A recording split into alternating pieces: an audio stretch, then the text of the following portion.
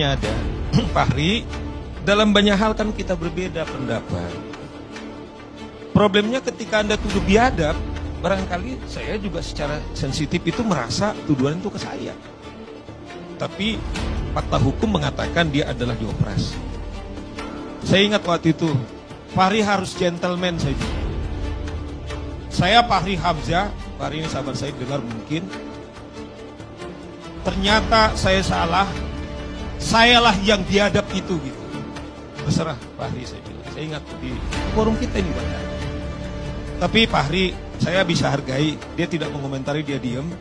Ketika masuk di YouTube, dia hanya menuangkan ayat Al-Quran. Maksud saya inilah kenapa maksud saya berbahaya Bang Karni sama dengan yang suri. Saya nggak tahu maksud orang kurus itu. Tetapi juga sekaligus penghinaan kepada kejaksaan.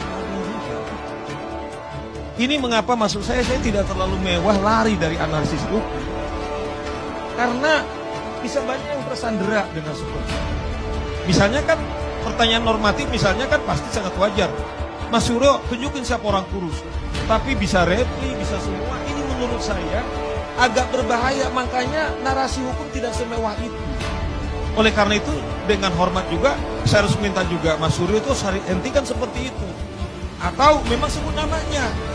Saya juga apakah saya merasa kurus setengah kurus saya nggak jelas. Tetapi inilah menurut saya berbahaya. Kalau seperti ini ya berbahaya.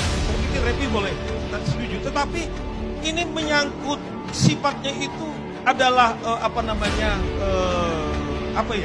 soal gender.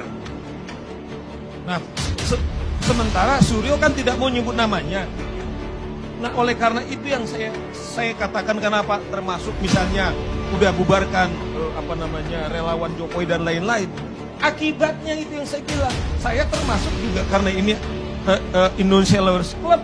Saya paling menganesirnya, kecuali misalnya Adi Prayitno mungkin soal presisi dan lain-lain.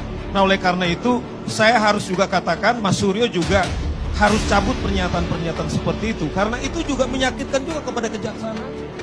Kalau kita konsisten juga untuk menghargai itu penegakan negara hukum. Itu saya kira yang harus kita.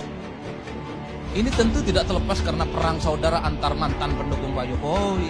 Bang Roy ini apapun judulnya pernah menjadi bagian dari Pak Jokowi.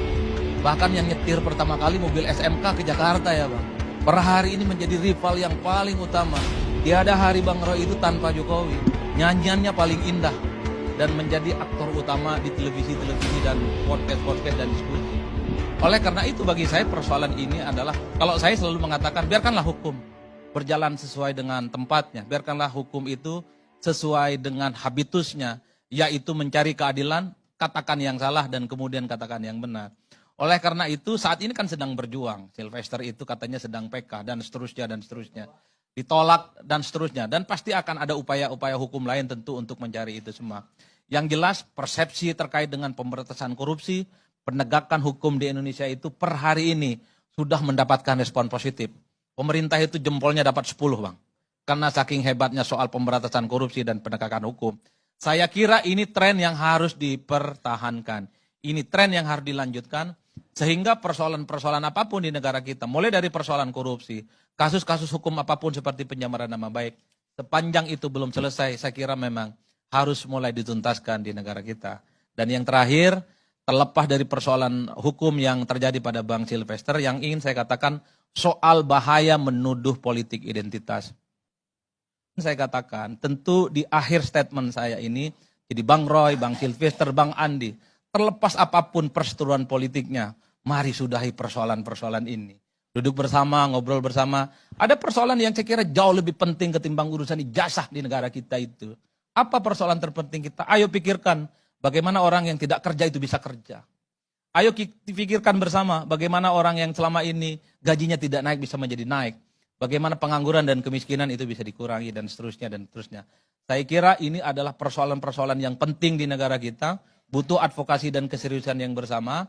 Sehingga seluruh anak bangsa yang saat ini berseteru saling bekerja sama. Kemudian yang paling penting yang kita inginkan adalah bangsa yang baldatun toyibatun warofun wafur. Pemilu masih panjang Bang. Tahan dulu energinya. Staminanya tahan. Dan saya kira Inilah yang kemudian disebut oleh publik. Jangan sampai buang-buang energi untuk sesuatu yang sebenarnya tidak terlampau penting untuk urusan dan bangsa dan negara. Ada yang lebih prinsipil, kemiskinan, keterbelakangan, dan kesejahteraan.